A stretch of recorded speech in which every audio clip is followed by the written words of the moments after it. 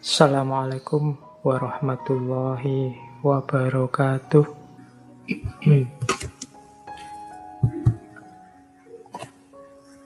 Baik, saya lanjutkan lagi. Ini yang pertama tentang pengetahuan. Saya tahu hari ini problem kita untuk pengetahuan bukan kita ini tidak tahu atau kurang pengetahuan. Tapi kita ini hari ini diserbu oleh gelombang pengetahuan yang tidak ada habis-habisnya. Tiap hari kita berhadapan dengan medsos, dengan laptop, dengan HP, bahkan forum-forum kajian semacam ini sepanjang pandemi ini saya kira sudah jumlahnya ribuan. Nah, gelombang pengetahuan yang luar biasa menyerbu kita. Maka menurut saya penting hari ini kita introspeksi dengan, ini saya bawa kategori-kategorinya Imam Ghazali dari Ihya. Jadi mari kita filter pengetahuan, mari kita filter wawasan keilmuan yang menghampiri kita. Imam Ghazali punya kategori ilmu itu ada kalanya mahmudah, ada kalanya mazmumah. Jadi pengetahuan atau ilmu itu punya kategori mahmudah, punya kategori mazmumah. Mahmudah itu berarti terpuji, mazmumah itu tercela. Terpuji atau tercela itu bisa karena isinya, bisa karena prosesnya, bisa karena hasil atau efeknya.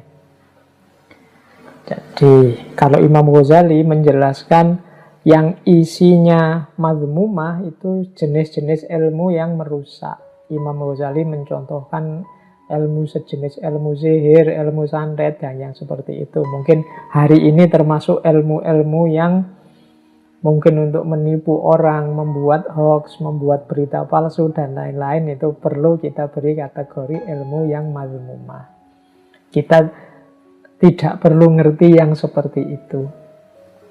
Kita kejar saja yang mahmudah. Ada juga sebenarnya ilmunya mahmudah, tapi proses kita mencari atau proses kita menyampaikannya tercela. Mungkin mencari ilmunya dengan cara, kalau di kampus itu model plagiat, atau mencari ilmunya dengan cara beli buku bacaan misalnya. Itu bahasa saya itu mazmumah dari sisi prosesnya. Hati-hati, nanti jangan sampai ilmu ini tidak barokah dari situ. Atau dari sisi hasil atau efeknya. Hasil atau efeknya ini ya berarti manfaat dan mafsadatnya.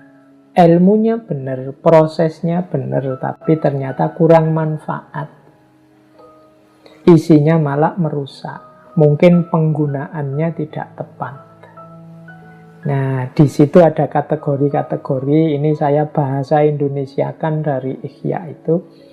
Ada ilmu itu yang diyakini saja, ada yang harus dipahami, ada yang perlu dijalani, atau ilmu untuk dihindari.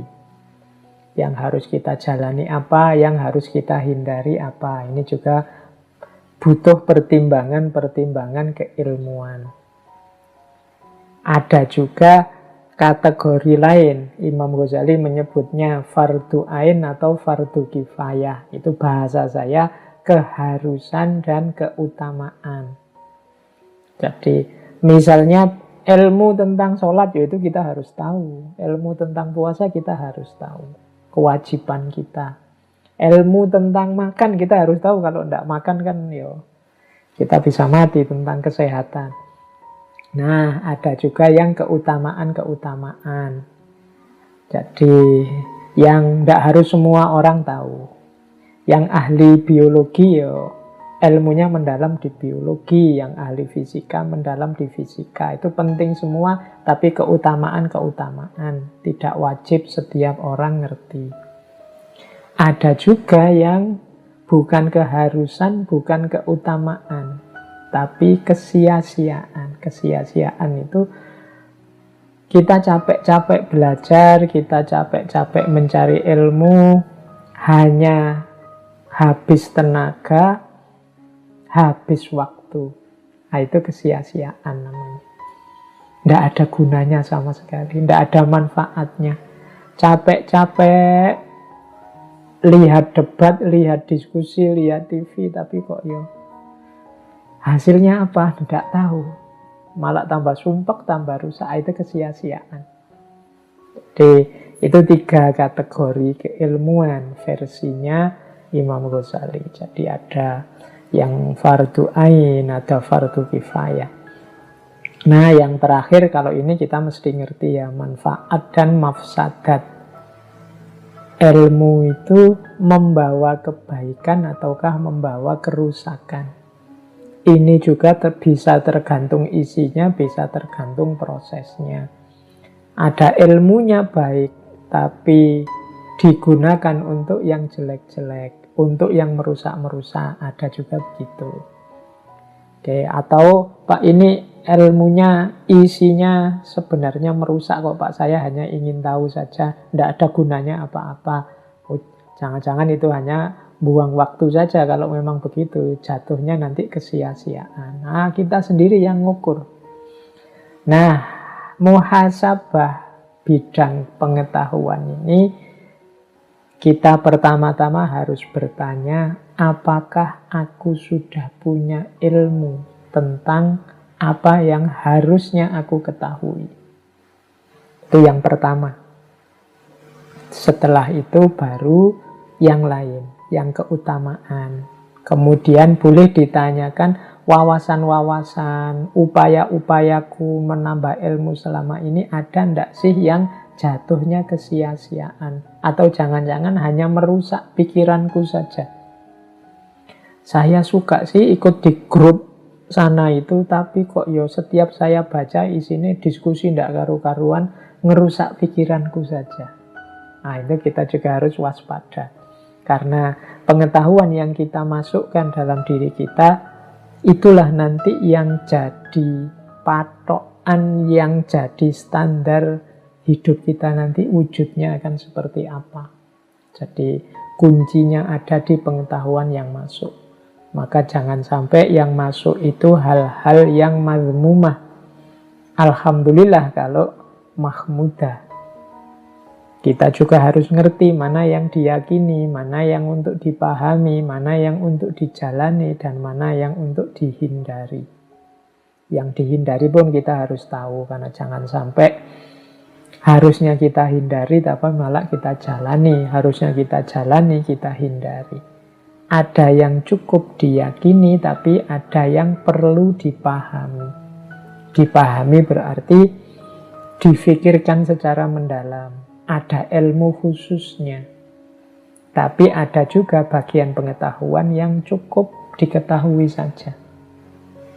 Nah, jadi ayo level muhasabah untuk pengetahuan, kita tengok isi pikiran kita selama ini. Kalau ada yang hanya sia-sia, tidak ada gunanya, apalagi yang mafsadat, atau ada yang mazmumah, mari secara sengaja kita sisihkan dari isi kepala kita. Atau kita menghindar dari situasi yang menyebabkan kita menyerap informasi yang mazmumah, atau pengetahuan yang mafsadat, atau aktivitas ilmu yang sia-sia. Hanya habis biaya, habis tenaga, habis kuota, tapi tidak ada manfaatnya. Oke, untuk malam hari ini saya cukupkan sekian dulu. Mohon maaf kalau ada yang kurang berkenan, mungkin 1-2 kekurangan apa, mohon dimaklumi. Kalau ada kekhilafan, kealpaan yang teman-teman ngerti benernya seperti apa, ya silahkan disampaikan. Kurang lebihnya mohon maaf. Wallahul muwaffiq, wallahu a'lam bissawab. Wassalamualaikum warahmatullahi wabarakatuh.